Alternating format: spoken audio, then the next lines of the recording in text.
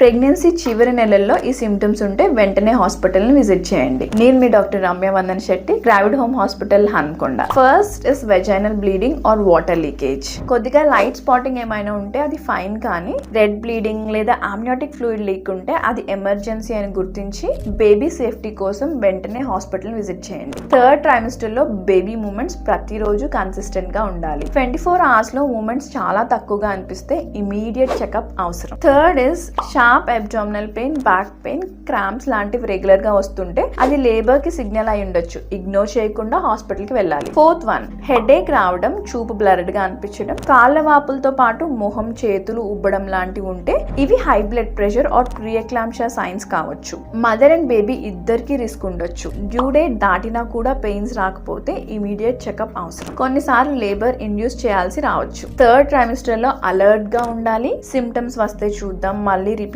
అయితే హాస్పిటల్ కి వెళ్దాం అని ఆలస్యం చేయొద్దు. ఎర్లీగా గుర్తించడం వల్ల కాంప్లికేషన్ ని ప్రివెంట్ చేయొచ్చు. ప్రెగ్నెన్సీ యొక్క లాస్ట్ స్టేజ్ లో కంటిన్యూస్ మానిటరింగ్, ఎమర్జెన్సీ అవసరం అయితే గ్రావిడ్ హోమ్ ని విజిట్ చేయండి.